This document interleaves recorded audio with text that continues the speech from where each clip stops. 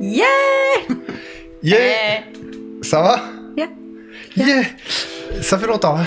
Ça fait il y a une semaine? Ouais. On a passé une bonne émission la semaine dernière.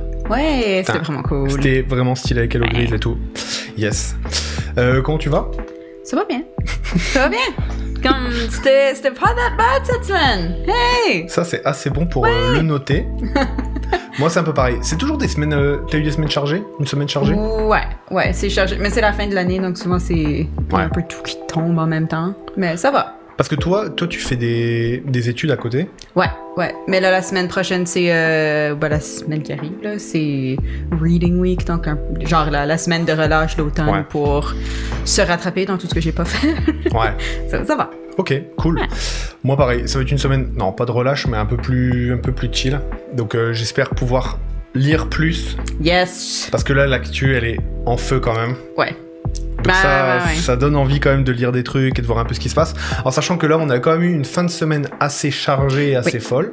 On va en parler notamment dans le tour d'actu. On va commencer comme d'habitude avec ce petit tour d'actu international. On n'a pas de news. On a des news internationales pas mal. On va parler du Brésil. On va parler des midterms américaines qui sont...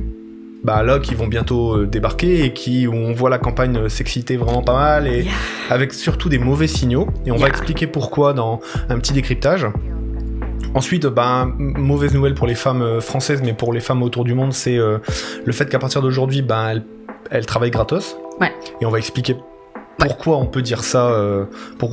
Et là, on se base sur des statistiques françaises. Tu vois, c'est une opération menée par un groupe militant français. De militantes féministes, mais c'est le même problème partout. Ouais.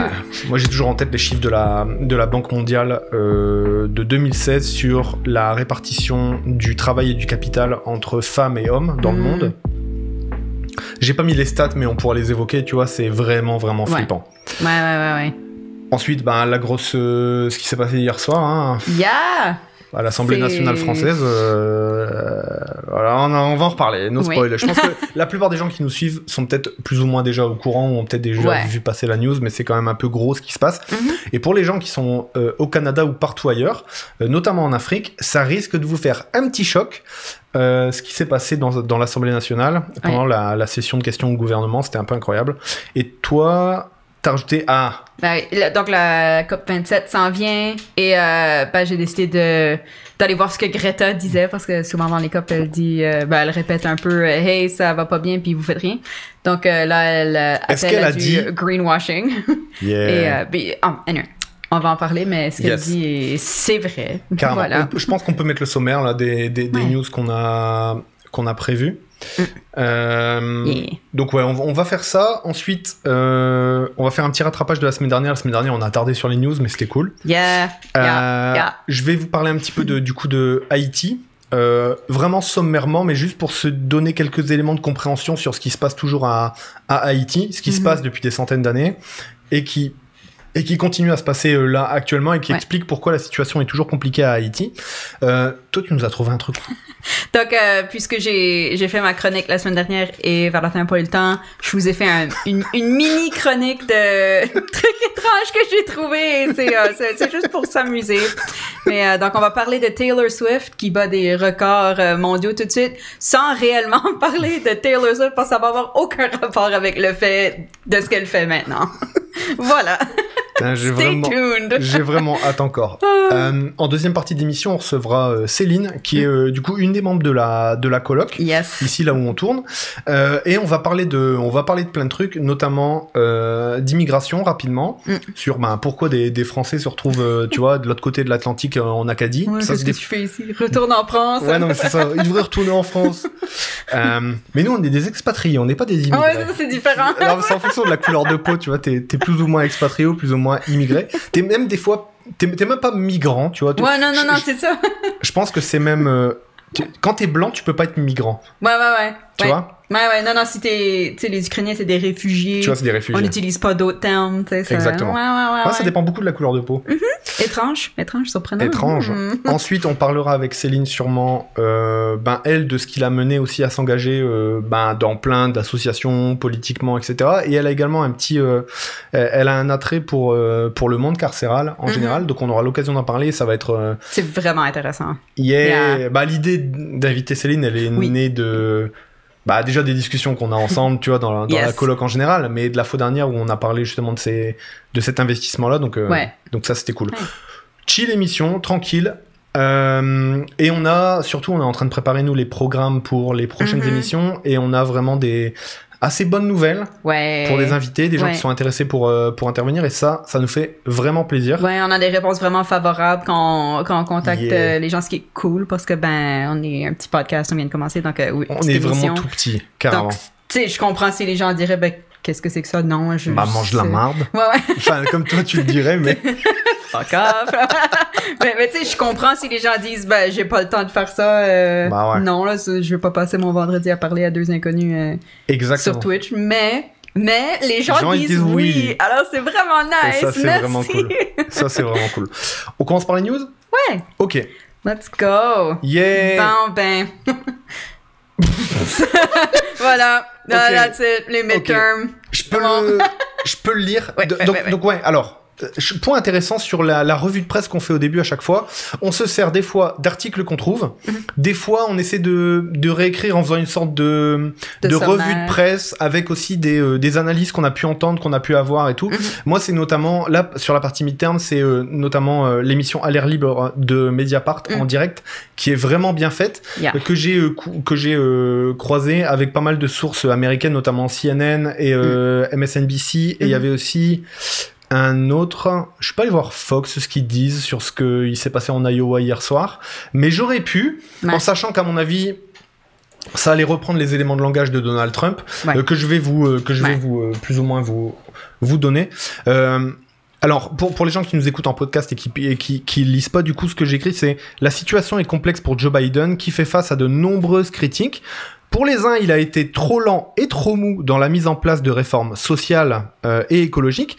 Et pour les autres, les républicains, il aurait même carrément provoqué l'inflation avec ses plans d'investissement. Des plans d'investissement qu'on peut appeler des plans de relance économique keynésienne, c'est-à-dire, en gros, la théorie, c'est quand il y a une période de stagnation au niveau de la croissance, puisque le capitalisme se nourrit de la croissance et qu'on vit dans le capitalisme où qu'on soit autour de la planète, plus ou moins, l'un des éléments qui permet de relancer cette croissance, c'est-à-dire la génération de richesse qui augmente la valeur totale de tout ce qu'on a autour de nous, l'une des possibilités, c'est que l'État émette lui-même de l'argent pour développer des infrastructures, ce qui va faire des dépenses d'État, qui vont faire travailler des entreprises privées, et normalement ce gros batch de milliards qui est mis en place, là, qui est mis, normalement entraîne toute l'économie. Oui, parce que les gens recommencent à dépenser, exactement, etc. Les gens qui travaillent dans ces boîtes privées, voilà, c'est ça. Et on le sait, ça c'est un point intéressant aussi sur la politique de Joe Biden, c'est que Joe Biden a été quand même pas mal élu grâce à une frange d'Américains qui commence à être de plus en plus critique vis-à-vis du système en place, et se demande pourquoi, et c'est juste un exemple, pourquoi il n'y a pas de train à grande vitesse dans la première économie mondiale. Non mais sérieux. Sérieux. Non mais what quoi. Alors que enfin là actuellement t'es incapable de faire mais même des petites tu vois des petites distances en train, t'es même pas capable de les faire. Et la plupart du temps les infrastructures sont vétustes et tout. Donc il y avait une sorte d'idée de Green New Deal, tu vois.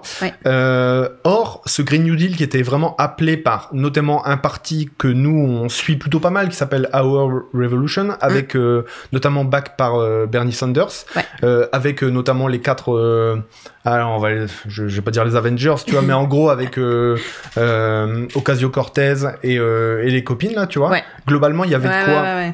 Ça bougeait là, ça donnait un peu espoir. Exactement. Mais en même temps, t'as des femmes racisées, t'en as même une qui, oh my god, elle porte un voile.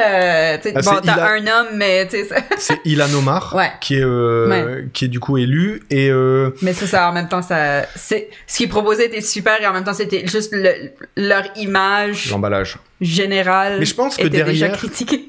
Oui, derrière, il y avait vraiment une vraie volonté de réforme sociale et environnementale. Seulement, on sait que quand on l'a vu notamment dans d'autres élections, mais quand on élit des politiques, quand bien même ils sont progressistes, s'ils sont mous et lents dans l'application, on sait que ça sert pas vraiment forcément les classes travailleuses et donc les classes populaires en général et donc nous parce qu'on bosse, tu vois. Ouais. Et là du coup ça lui est critiqué par son aile gauche. Clairement, et son aile droite dit carrément que le fait d'avoir mis des milliards dans l'économie, eh bien au contraire ça a contribué à l'inflation. Ouais. Tu vois, donc du coup c'est un peu, il est un peu bloqué là Biden, et ce qui se passe c'est qu'il risque de perdre ses midterms de manière assez violente. Et notamment un truc qui risque d'arriver et qui s'est déjà produit hier dans l'Iowa, qui est intéressant, c'est ce que je disais. Surtout, ce qui peut inquiéter, c'est Donald Trump en embuscade. Hier soir en Iowa, il a notamment teasé une possible candidature pour 2024. Et alors, bon, la traduction de ce qu'il a dit, c'est pas, je le dirais pas aussi bien que lui, mais en gros, après 2 candidatures, dont la seconde a été la plus soutenue en termes de vote, je vais très probablement y aller pour une 3e. Donc ça, c'est ce que dit Donald Trump. Est-ce qu'on s'en doutait pas un peu ? Il a tellement été clivant au niveau des républicains que la preuve, c'est que tous les républicains actuels, ou dans le passé qui lui ont tenu tête, ce sont des républicains qui savaient qu'ils ne se représenteraient pas dans les élections. C'est-à-dire qu'en fait, il a vraiment clivé à mort le débat à droite aux États-Unis, ce qui fait que ce qui reste derrière lui, c'est pas mal de ses supporters. Et ça, quand t'as un congrès et un sénat qui est pas mal back par des idées extrêmes, tu sais. En fait, je sais pas comment les qualifier parce que. Ouais. Parmi eux, il y a des fachos, tu vois, clairement, il faut le dire, mais t'as aussi des gens qui se sont laissés embarquer dans cette rhétorique qui étaient, des républicains modérés, appelons-les, mais qui du coup, aujourd'hui, n'ont plus le choix d'être modérés. C'est ça. Sinon, ils passent un peu pour l'équivalent de Biden pour notre camp, entre guillemets, tu vois, pour des mous, et qui, en gros, ne proposeront pas de transition. J'ai mis une image du discours d'hier soir qui me semblait intéressante, parce que ça, c'est une rhétorique qu'on va commencer à retrouver de plus en plus, c'est l'histoire du Save America. Ouais. Et c'est l'équivalent de tout ce qu'on voit un peu partout dans les élections en ce moment. Exactement. Et derrière ça, parce que nous, on connaît également des groupes qui ont les mêmes choses, genre au Canada, on a Save Canada, qui est une plateforme qui commence à être pas mal soutenu aussi, qui est né pendant la pandémie, qui était un petit peu très à droite. Mais en gros, derrière Save America, il y a aussi la notion de... Il y a un petit côté lutte des races derrière. Absolument. Avec notamment sauvons l'Amérique blanche, tu vois. C'est vraiment ça le Save America. L'Amérique traditionnelle. Traditionnelle. En plus, c'est marrant de dire traditionnel, tu sais, il y a 400 ans. Ouais. Bref. Sur le plan international, ça c'est un point qui a été soutenu par une des intervenantes de l'émission dans Mediapart qui était vraiment bien. C'était, sur le plan international, la présence de Trumpistes et de républicains plus modérés en majorité au Sénat et au Congrès pourrait bloquer les prochaines aides financières à l'Ukraine, ce qui risque de changer la donne sur le terrain. On s'apprête peut-être à vivre 2 ans d'immobilisme pour Biden, puisqu'il aura ni la Chambre ni le Sénat, et donc 2 ans d'attaque de la part de Donald Trump, parce que Donald Trump, à la rigueur, un de ses arguments aussi dans la campagne précédente, c'était Sleepy Joe.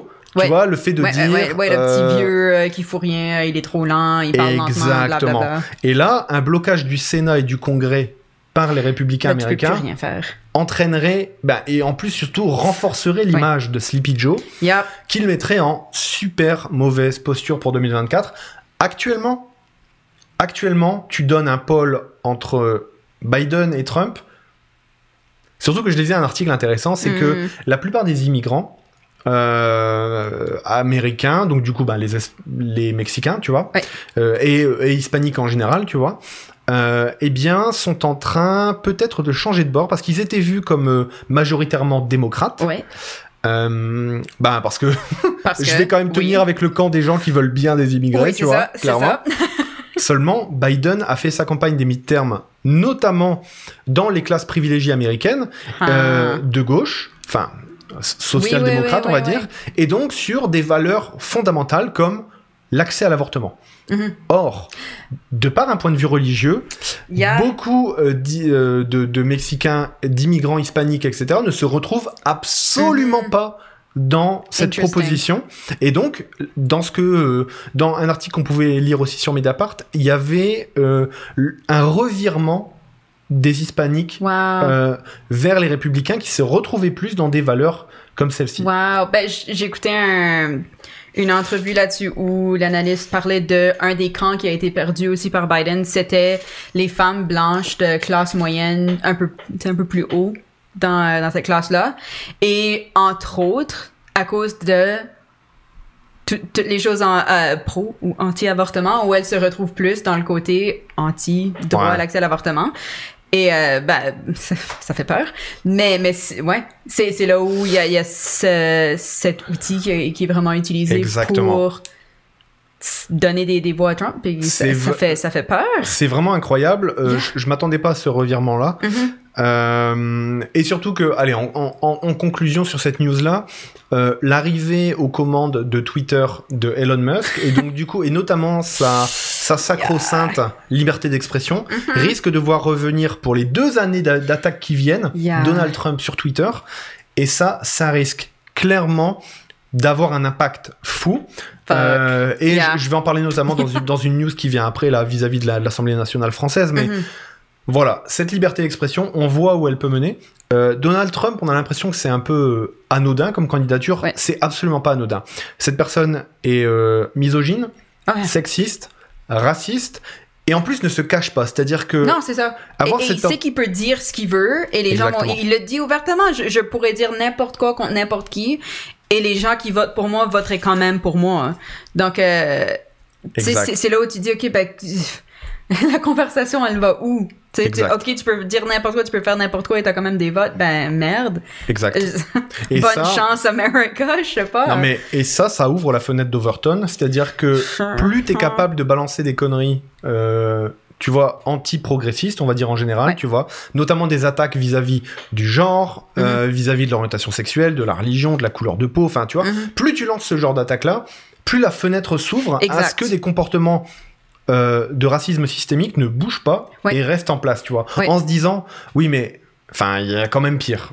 Mais c'est 100%, ben on voit le balancier, ou même pendant les élections françaises, d'un point de vue de nord-américaine, on va dire, je voyais vraiment cet effet-là où, avec genre la candidature de Zemmour, je me disais, ça c'est l'effet Trump, c'est le balancier qui a dit, la limite, elle est plus ici, elle est un peu plus loin, alors on peut dire un peu plus de choses et ça passe, et on peut dire un peu plus de choses et ça passe, et à la fin, on est rendu très, très, très loin à la droite, et on dit des choses atroces. Carrément. Mais ça passe parce que ça a été accepté à un moment, donc on peut continuer à avancer dans cette direction, et c'est ça qui se passe, c'est ça. Exactement. Et voilà, puis le balancier swing de plus en plus, puis on va voir où est-ce qu'il s'en va, mais... Voilà ce qu'on avait à dire un petit peu sur ces midterms. En gros, c'est mal engagé pour Joe Biden, de par un immobilisme qui risque de se renforcer par une perte du Sénat et du Congrès, et une entrée majoritaire les Trumpistes étaient 35 jusqu'à présent, donc c'est pas non plus énorme, tu vois, dans les chambres.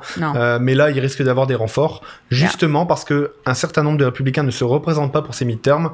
Parce qu'ils ont critiqué pas mal Donald Trump lors de sa défaite, et ils se rendent compte que lui redevient l'homme fort, et donc voilà, intéressant à suivre. Il y a side note, mais là-dessus, j'avais vu toute une enquête sur le fait que une des choses que les démocrates ont fait pour leur campagne, c'est qu'ils ont en fait financé des publicités pour des républicains à l'extrême droite pour essayer de donner un peu plus la vision, soit il y a cette personne sensée ou il y a cette personne complètement folle, mais en fait ça a juste donné que les gens plus extrêmes à la droite plutôt que les gens un peu modérément à la droite ont été élus, alors ça genre nourrit le monstre qu'ils voulaient battre.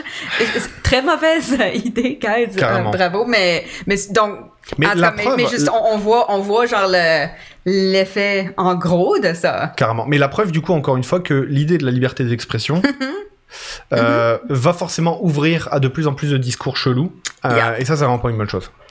On switch ? Yes. Ça, je peux en parler aussi. Ouais.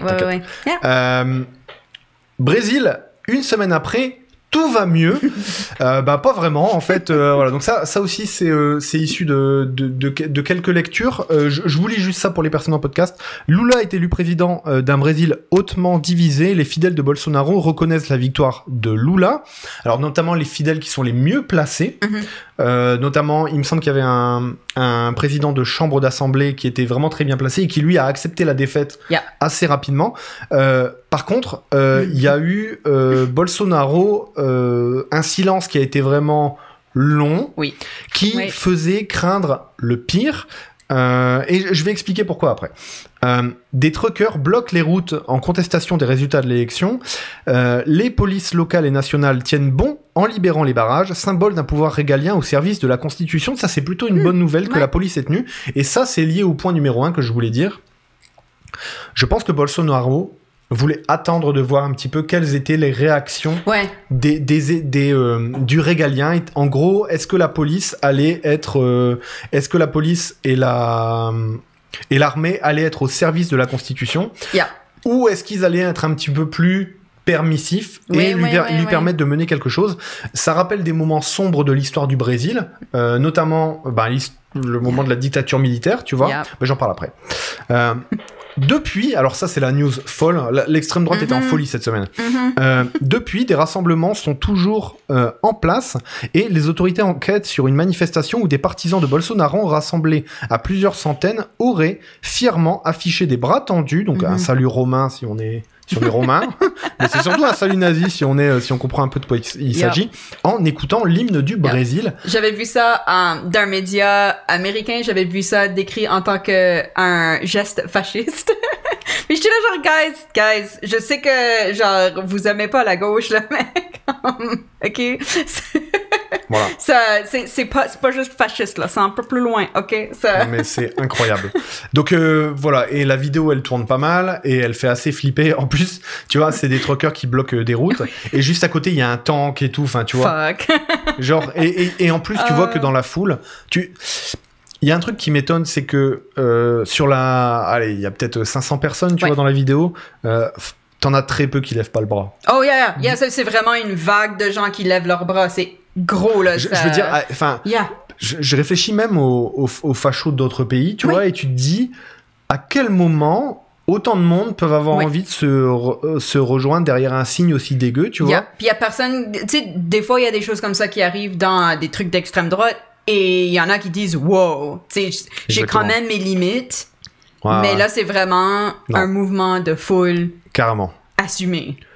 Après, c'est peut-être un rassemblement de néo-nazis, c'est très possible aussi. Là, c'est ça que ça a l'air. Mais... C'est pour ça qu'on dit que les autorités enquêtent, parce qu'en fait, on n'a pas encore le fin mot de l'histoire sur cette manifestation.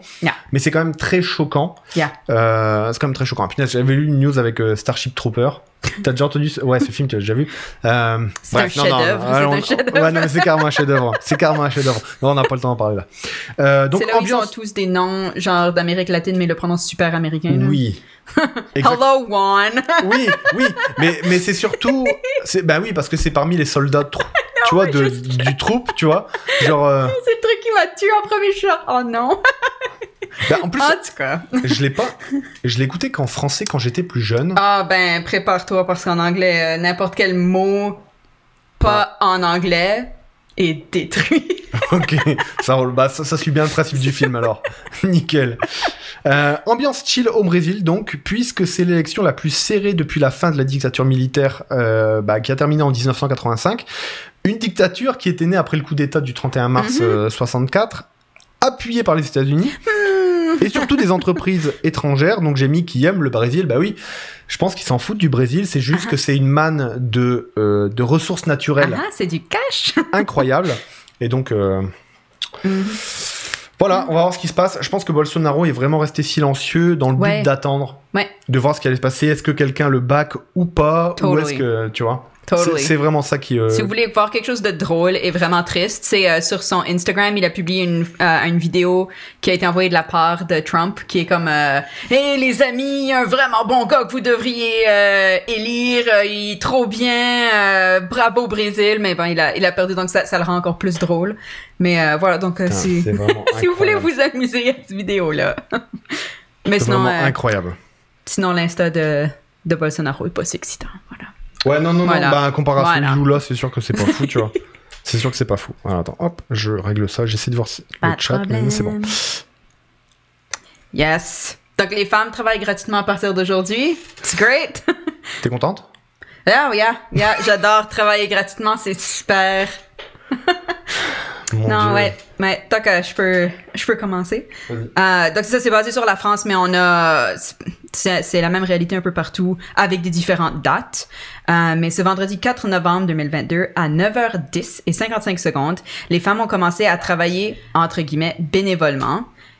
Et ce, jusqu'à la fin de l'année 2022. Une estimation réalisée par le collectif Les Glorieuses qui souligne encore une fois les inégalités criantes de salaire entre les femmes et les hommes. Donc en 2022, les femmes ont gagné 15,8% moins que les hommes, selon un calcul. C'est une petite différence avec l'année dernière qui était 16,5%, mais en gros, c'est vraiment l'idée que quand tu gagnes moins sur le dollar ou sur le whatever, sur la monnaie que tu gagnes, qu'un homme, en faisant le même travail, ben en fait, tu finis par travailler gratuitement à un moment. C'est ça. Parce que, ben voilà, tu gagnes moins. Donc, au Canada, le nouveau statistique de femmes at large, c'est 89 cents sur le dollar pour la même job. C'est pas en comparant du n'importe quoi, là. C'est vraiment en comparant les mêmes personnes dans les mêmes emplois en gagnant pas du tout le même salaire. Mais si t'es racisé et surtout si t'es de Premières Nations, qui sont celles qui gagnent en général le moins. Le moins, on est rendu à 59,3 du salaire. C'est pratiquement la moitié. Genre, à ce point-là. À ce point-là, donne-moi un part-time, puis tu sais, c'est... ce que je comprends, c'est je comprends même pas comment tu emploies des gens en sachant que tu les payes différemment. Tu sais, genre, tu regardes quelqu'un qui applique à un emploi et tu te dis « Ah, cool, ça va être pas cher, cette personne-là. » Tu sais, je comprends pas du tout. Carrément. Tout ça, il y a des protections contre ça, etc. Bah, la première des protections... La première des protections, c'est les barèmes d'État, tu vois. Le fait de travailler pour les gouvernements ou pour les ONG... T'as pas le choix. Bah, t'as pas le choix, il y a un barème. Et donc, ça fait que... un petit peu situation personnelle, tu vois. Mais par exemple, au Canada, dans les applications pour les postes gouvernementaux, eh bien, c'est la première fois où, tu vois, moi, qui suis un homme blanc, jeune, avec des études, c'est la première fois où je me retrouve en compétition, tu vois, avec une femme racisée, peut-être lesbienne, enfin tu vois, et donc en fait, parce qu'il n'y a pas la photo, parce qu'il n'y a pas le nom, et parce qu'il y a uniquement le CV, et ton expérience et tes études. Alors, les études, c'est assez discriminant, comme l'expérience. On sait qu'il va falloir des années pour que ça régule. Tu vois où est-ce que la personne a étudié, bon, tu peux deviner un petit peu d'où ils sont, mais... Exactement. Mais ça fait quand même une énorme différence. J'ai fait... aux différents endroits où j'ai travaillé, on a commencé à faire ça où on enlève les noms et ça te donne quand même une vision beaucoup plus neutre et en fait t'enlèves le questionnement de est-ce que j'ai déjà rencontré cette personne ou quoi que ce soit, surtout si c'est dans des petits organismes ou des fois on se connaît tous. Mais oui, il y a France ou je sais pas, il y en a probablement d'autres qui le font, mais vos freaking photos sur le CV, that's weird. C'est vrai. Quand on reçoit des CV avec des photos, je suis comme, bon, ben, c'est quelqu'un, soit d'Europe, soit de, je pense, Algérie le font, parce que bon, colonialisme. Il y a quelques endroits qui le font, mais ici, ça se fait pas. Le seul moment où t'as une photo avec ton CV, c'est si t'es un acteur. Parce que ce que tu vends, c'est toi, c'est normal. C'est incroyable, ça. Mais non, bonjour racisme, tu sais, genre, tu regardes la photo, tu peux tout de suite jeter à la poubelle un certain montant de CV en disant, bon, non, tu sais. Carrément. Anyway. Moi, je sais pas à quoi ressemblent les personnes que j'interviewe avant qu'ils rentrent dans un bureau ou qui sont en ligne, dépendant du format, mais that's weird. J'avais jamais pensé à... Enfin, si, ça, c'est une discussion qu'on a eue souvent avec Céline, justement, pour en parler après. Voilà. Intéressant, carrément intéressant. Mais payer les gens de façon adéquate, puis arrêter de payer les gens moins parce qu'ils ont une couleur de peau différente, voilà. C'est ça l'article. Ouais, c'est ça, ou un sexe différent, ou carrément. Par rapport à ça, une chose intéressante, c'était l'initiative des Islandaises. Oui. Qui a mené quand même à la révolution en Islande. On a très peu entendu parler quand même de cette révolution islandaise. C'est badass. Mais franchement, les femmes islandaises se sont arrêtées de travailler et ont arrêté de tout faire. Je sais plus quand c'était, c'était juste après 2010, 2012. Ouais, il y a pas très longtemps. Ouais, c'était il y a moins de 10 ans. Et en gros, les commandes de fast-food ont explosé. Pas mal de trucs ont explosé parce que les mecs, ils savaient pas. Mais en fait, ils ont réalisé, les femmes font plein de choses. Allez, exactement. Le but pour les femmes, c'était de vraiment ne plus rien faire, c'est-à-dire pas uniquement dans l'appareil productif, l'entreprise, tu vois, mais aussi dans le foyer. Et ça a vraiment changé la donne parce qu'après, la preuve, c'est que ça a mené à une révolution pacifique en Islande, avec notamment un limogeage de la plupart des élus islandais, la mise en prison des banquiers islandais et une constituante. On a trop peu parlé de cette révolution islandaise. Ce sera peut-être l'occasion d'en parler. Les Islandais, il y a des trucs qui sont passés, puis tout de suite, ils ont réagi de façon très... Exactement. C'est le seul pays qui avait mis les banquiers en prison après... 2008. Ouais. Donc, tu sais... C'est peut-être un petit pays, mais ils ont peut-être des bonnes idées. Faut faire gaffe parce que les arguments souvent des libéraux et des capitalistes en général, c'est de dire oui, mais c'est un petit. Ouais. Donc ça peut pas marcher à grande échelle. Ouais, justement, c'est petit, donc une personne de moins, ça fait une grosse différence. Non, mais tu vois, enfin, bon. Mais, ouais, go Islande, c'est cool. Carrément. Voilà. T'avais fini? Oui, je pense que oui. Je sais plus. Oui. Je suis désolé. Non, ça va. Donc tu travailles gratos. Exact. Là, moi aussi, mais... non, mais faut dire, on est payé en visibilité. Oui, c'est ça. En connexion. Yeah! Attends, je vais essayer de mettre notre beau message. J'espère qu'on va l'entendre. Alors ça, pour les Français qui suivent l'actu, vous l'avez sûrement vu. Pour les autres, vous ne l'avez peut-être pas vu et vous l'avez sûrement manqué. Racisme décomplexé en pleine Assemblée nationale. C'était hier lors de la séance de questions au gouvernement. Donc comment ça se passe? Les députés ont un temps pour poser des questions au gouvernement. Et bien sûr, ceux qui ont le plus de voix, souvent, c'est ceux qui sont les députés de l'opposition au gouvernement, puisqu'ils demandent des comptes à rendre. L'élu LFI, ça veut dire la France insoumise. C'est l'équivalent d'un Québec solidaire. Ouais, ou NDP. Ouais, NDP. Ouais. Il y a rien NPD. Aussi à gauche. Oui, NPD. Whatever, français-anglais. Ouais, c'est ça. Mais il y a rien aussi à gauche aux États-Unis, je suis désolée. Là, ça. Donc, l'élu France Insoumise Carlos Martins Bilongo pose une question sur le drame des migrations forcées et la non-réponse de l'État français pour venir en aide aux personnes en détresse en Méditerranée, parce qu'il faut quand même le dire, l'État français a quand même choisi de rappeler plusieurs fois et d'interdire plusieurs bateaux d'ONG d'aller sauver des gens qui étaient en train de se noyer. Donc France Terre d'Accueil... et des gens clairement en détresse de si vous n'allez pas les aider, ils meurent. Exact. Point à la ligne. Donc voilà. Pendant qu'il pose sa question, il y a notre ami Grégoire de Fournas, député Rassemblement National de Gironde, qui balance... Vas-y, je te laisse le mettre. Ok, attends, on va le... Détérioration significative du climat. Pas du tout. Je sais pas si on l'a bien entendu. Je sais pas si vous l'avez entendu, mais il lui dit qu'il retourne en Afrique. Et il faut savoir que pour les gens qui nous écoutent en podcast, Carlos Martins Bilongo est noir. Malgré... J'ai même pas envie de donner d'excuses à l'autre Jacques, là, tu vois, à Grégoire de Fournas, mais en gros, lui, il a essayé de se défendre en disant, mais qu'il retourne en Afrique, c'était pour parler des migrants, c'était pas pour parler du député. Mais mec, à quel moment tu peux te protéger d'une remarque raciste que t'as faite avec une autre remarque raciste et que c'est ok? Puis il y a une entrevue où genre il essaye de se défendre et là il dit oui, vous allez utiliser les tweets que j'ai fait contre moi, mais c'est pris hors contexte, puis genre c'est vraiment pas hors contexte, c'est des tweets super racistes. Non, mais surtout qu'en plus il contextualise ses tweets, j'en ai mis un là juste après.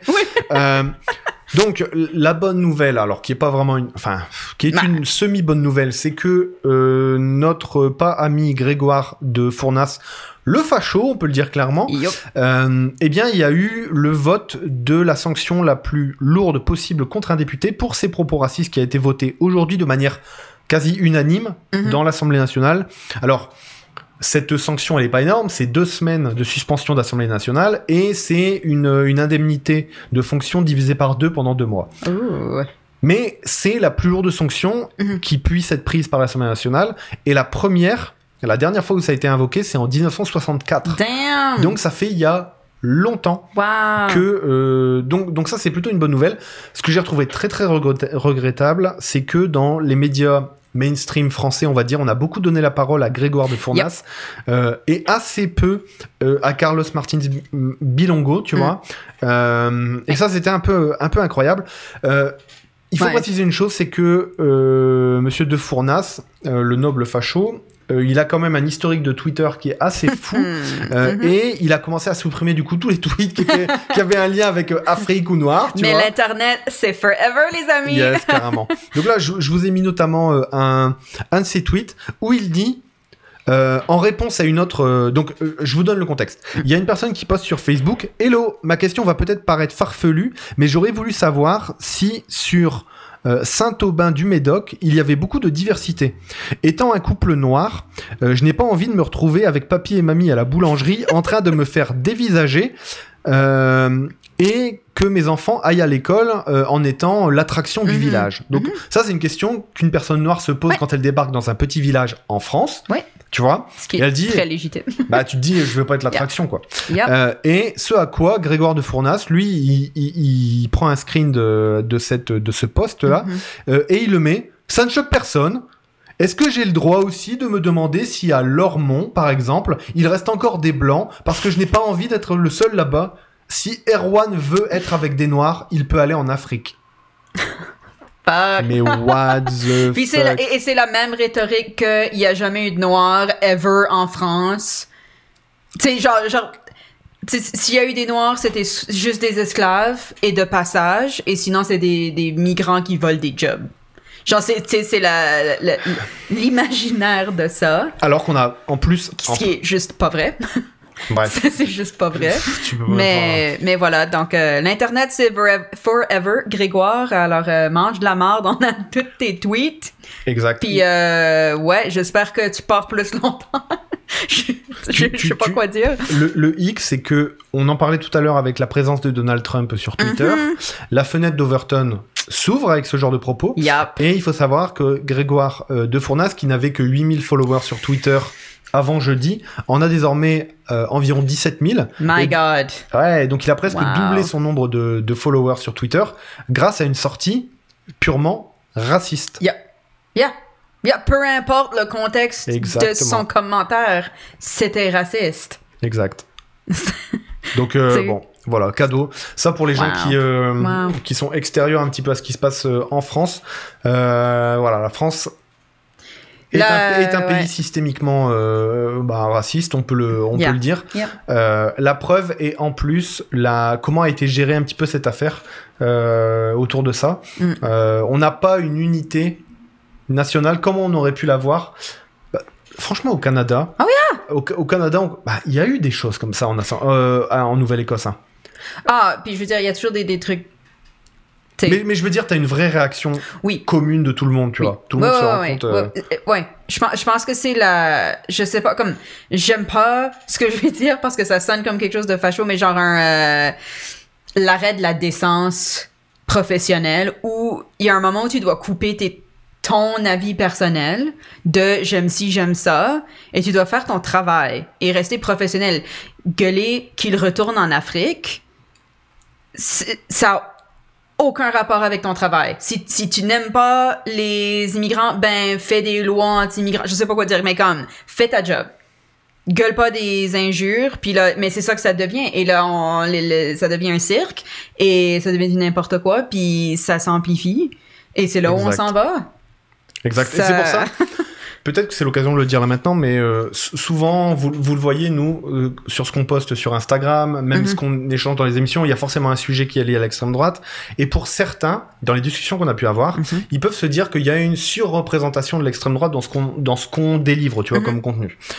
Or, on se rend bien compte d'une chose, c'est que, en tout cas, moi, pour mon avis perso, je sais pas ce que t'en penses, mais j'ai l'impression qu'il y a une sous-représentation et une sous-explication de ce qui se passe vis-à-vis de l'extrême droite. L'extrême droite, c'est pas un truc sympa. C'est pas un truc qui doit avoir, pignon sur rue là comme ça normalement, et on peut pas en parler comme si c'était logique, tu vois. Non, c'est ça. C'est illogique, c'est pas possible, et surtout ça nous emmène droit dans un mur que je trouve, en tout cas très dangereux. C'est que l'un des principes de l'extrême droite aussi, c'est de tenter de remplacer la lutte des classes par la lutte des races.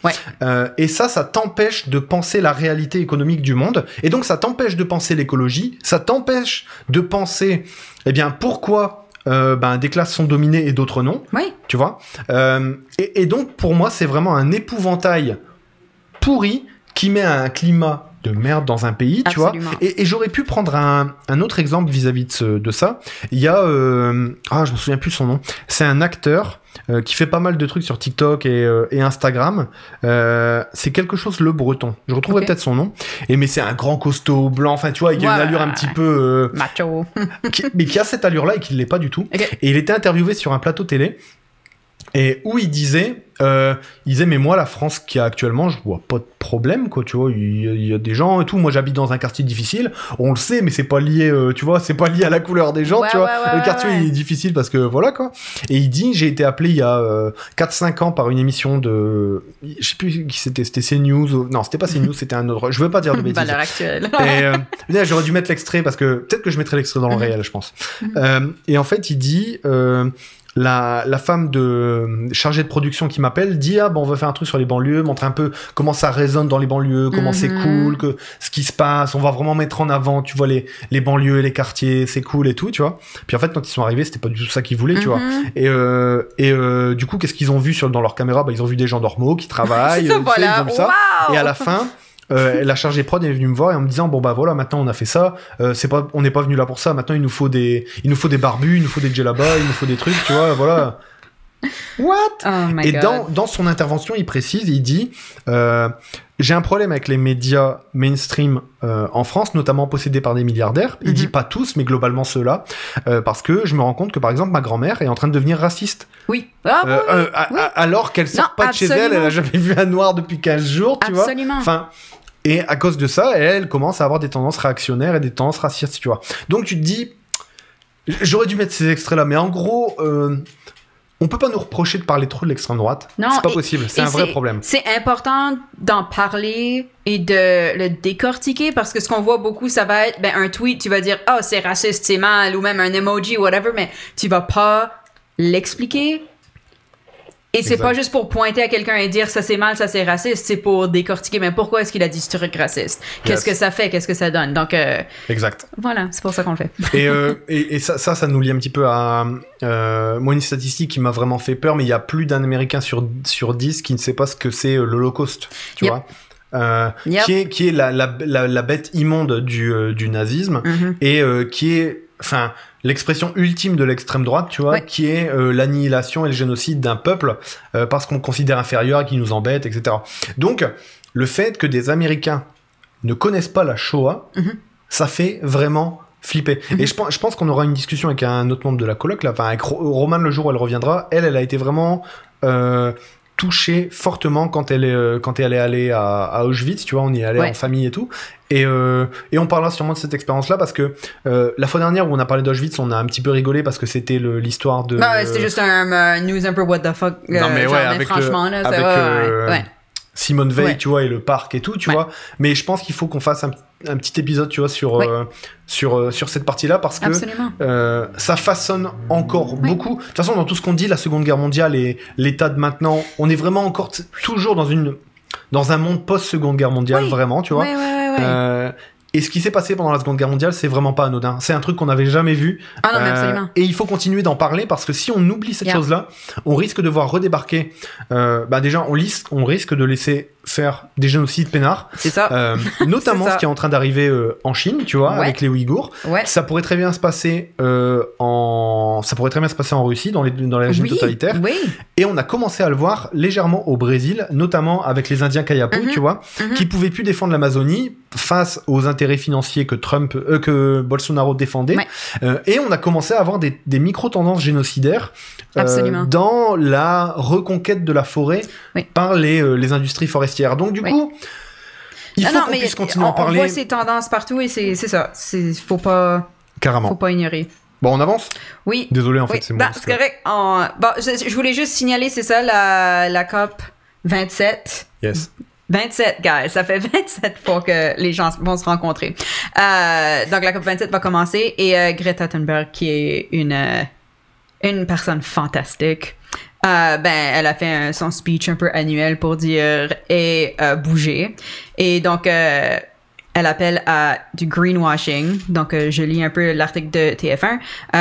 Elle n'y participera pas pour beaucoup de raisons, notamment pour des questions de droits de l'homme, moi je qualifie droit humain, merci beaucoup. En Égypte, Greta s'est montrée incisive à l'encontre des conférences de l'ONU sur le climat.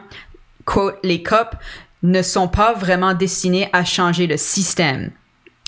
Je veux juste highlight qu'elle a 19 ans. Arriver à dire toutes ces choses-là, c'est awesome. Et elle continue, elles ne font qu'encourager des progrès graduels devenus vains au regard de l'urgence climatique.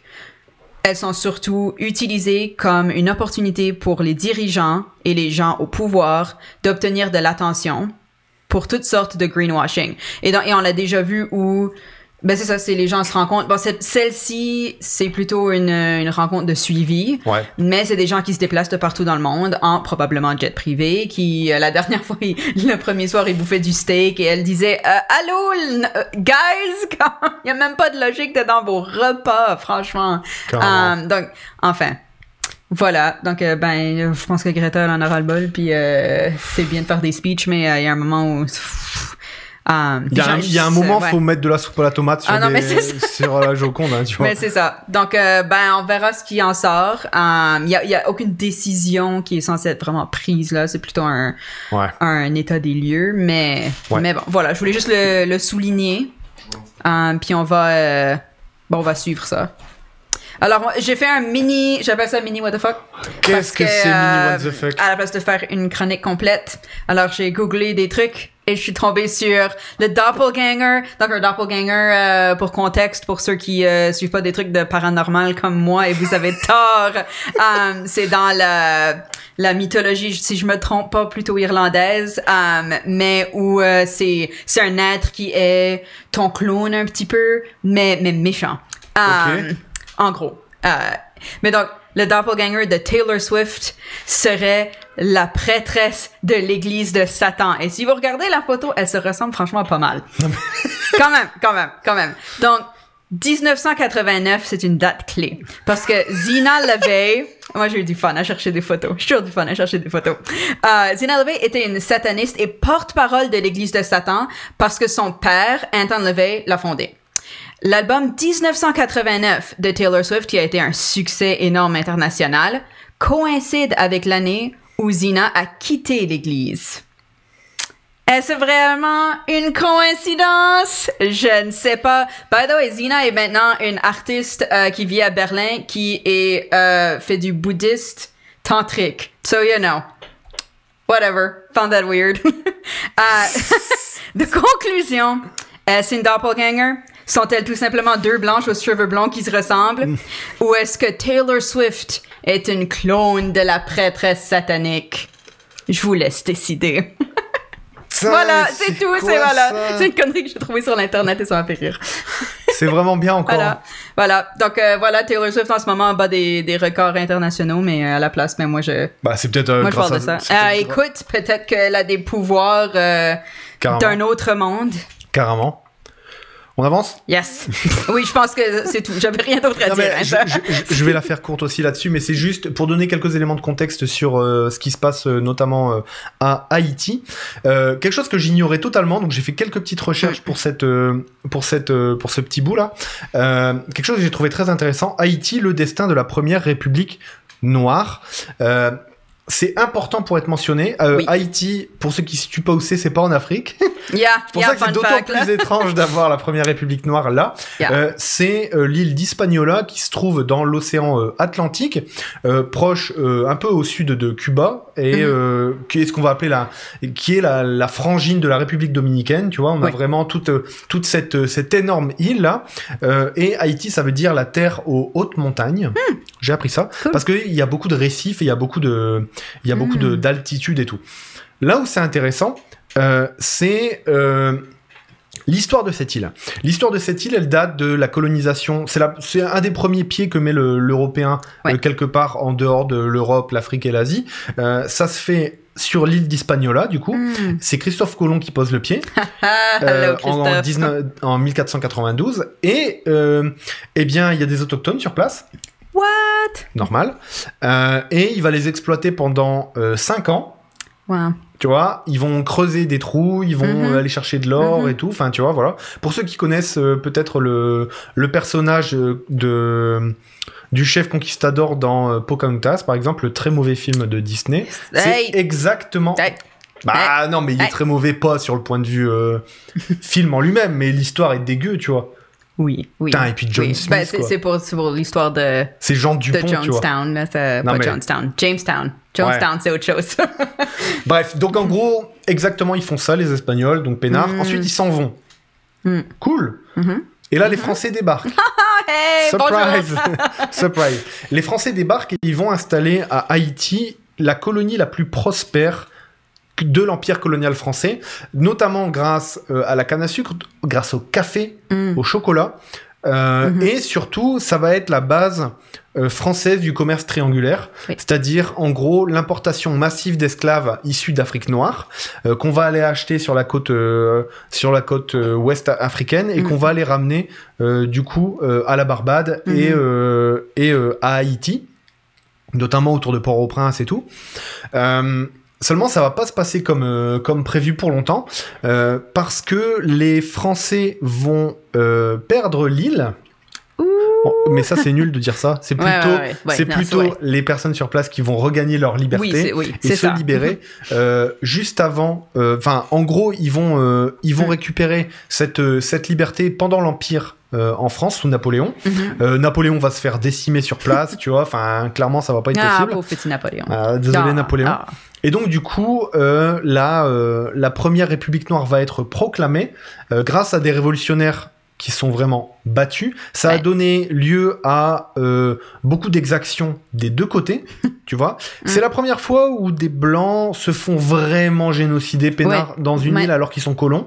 Donc ça a dû faire tout drôle, je pense, à tout le monde, tu vois, sur place. Et donc, notamment... les esclaves se rebellent, il y a beaucoup de gens qui meurent dans les guerres civiles qui vont suivre, mais globalement la première République noire est proclamée. Seulement la France défend bien ses intérêts et va continuer d'avoir un collier d'esclavagistes sur cette nouvelle République qui vient de naître, avec notamment, eh bien, comme c'était en 1804 la première colonie française la plus rentable, on va lui demander de rembourser la dette qu'elle doit, notamment pour le nombre d'exploitations de café, de canne à sucre et de chocolat qui, du coup, ne vont plus produire pour la France. Et en gros, ça va donner lieu à 2 siècles de dette vis-à-vis de la France. Du genre, fine, vous pouvez garder votre terre, mais on a mis des infrastructures et on va perdre de l'argent, donc on veut se faire rembourser nos dettes. La dette calculée est... gigantesque. Mais gigantesque. Beaucoup plus que ce qui aurait été de toute façon. Et also, s'ils ont pris la terre de quelqu'un, donc on ne vous doit rien, mais bon. Et surtout que cette dette qui va être payée va empêcher le développement des infrastructures locales, et donc va faire que cette première République noire va un petit peu... pas mourir dans l'œuf, mais en gros va être une république atrophiée de par le poids de la dette qui est demandé par les Blancs, par les Français, et ça va empêcher tout développement de Haïti, et ça va notamment mener la population à la misère pure et totale, tu vois. Et c'est pas tout, pas de chance pour Haïti, elle est sur une faille sismique vraiment importante, et à travers les âges, elle a vraiment connu des désastres. On se souvient de beaucoup de gros tremblements de terre, notamment celui de 2010. Qui avait genre tout rasé, là. Je veux pas dire de bêtises. Il y a eu beaucoup de tremblements de terre. Il y en a un parmi les plus gros, je pense que c'est celui de 2010 qui fait près de 200 000 morts, tu vois. Donc, gigantesque, quoi. Un tremblement de terre qui rase l'île. Et surtout, quand t'as pas de capacité d'investissement et quand t'as pas de liquidité financière, reconstruire après une catastrophe pareille, c'est compliqué. Pour ceux qui pensent que Haïti, c'est une petite île comme pourrait l'être Tahiti, calmez-vous les gars, c'est gigantesque. L'île d'Hispaniola est vraiment très très grande, il y a beaucoup de monde. Il y aurait de quoi faire s'il y avait des capacités financières pour se développer, s'il n'y avait pas eu la dette à payer. Yep. Et la dette n'est pas le seul problème de l'île d'Haïti, enfin de la République d'Haïti, de la République haïtienne, c'est notamment l'histoire des influences étrangères. Faut savoir que les États-Unis ont essayé également d'envahir l'île. Y a le Canada qui vient faire les observateurs lointains pour surveiller les catastrophes, pour pouvoir délivrer de l'aide humanitaire. Mais on se rend compte que cette aide humanitaire, parce qu'on a une république corrompue, n'arrive jamais là où elle devrait arriver. Du coup, c'est vraiment une situation très compliquée. Et il y a toujours la France qui garde, comme elle l'a toujours fait dans ses anciennes colonies, garde toujours un œil paternaliste. Oh yeah. J'adore parce que c'est souvent, on attaque avec l'angle fraternel, qui est déjà dégueulasse, tu vois, et on finit sur un angle paternaliste. Mais dans tous les cas, c'est des histoires de boy, hein, t'as vu ? Il n'y a pas d'histoire de meuf là-dedans. Non. Fraternel ou paternaliste. Ouais, c'est vrai. En gros, là, l'histoire des influences étrangères continue encore maintenant.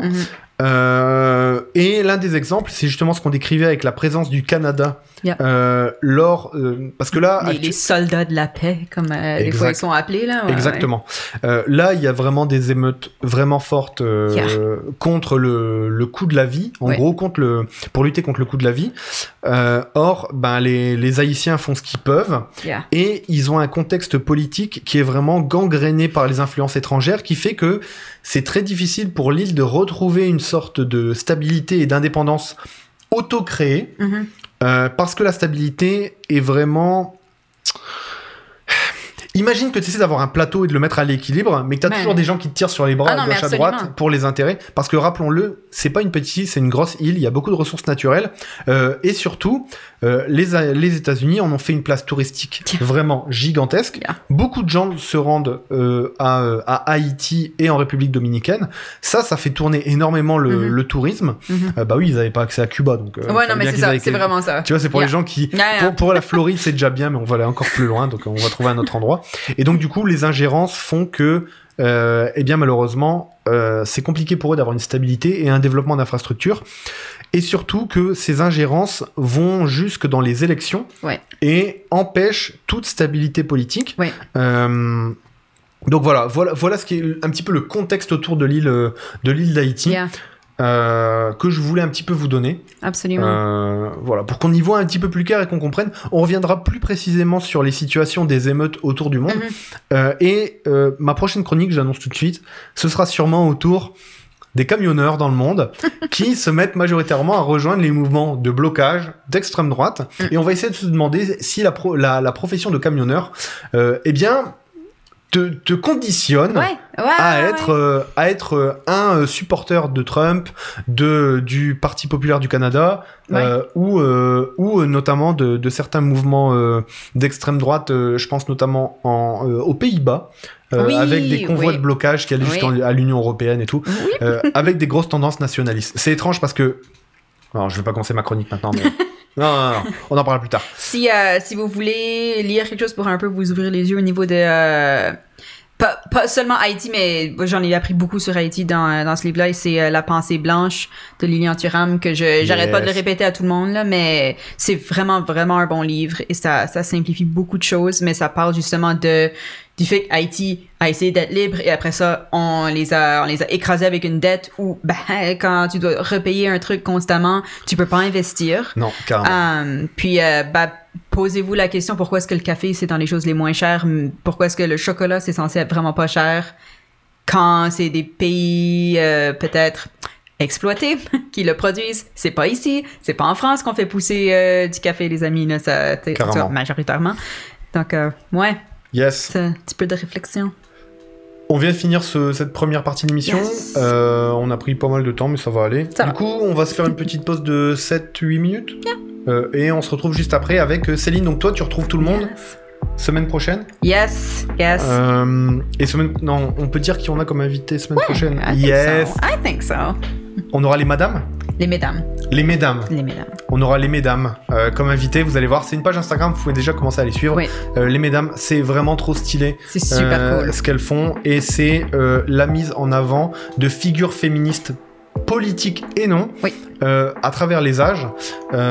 Et c'est vraiment intéressant. Du coup, on a vraiment hâte de leur parler, à la personne qui tient cette page. Parce que je sais qu'elle bosse à mort sur tous les visuels et tout. Donc voilà. C'est vraiment sharp et éducatif et en français parce qu'il n'y avait pas cette ressource-là en français. Exactement. Voilà. Donc ça, c'est vraiment une bonne chose. Ouais. Du coup, petite pause et on se retrouve juste après avec Céline. Ciao. Bye.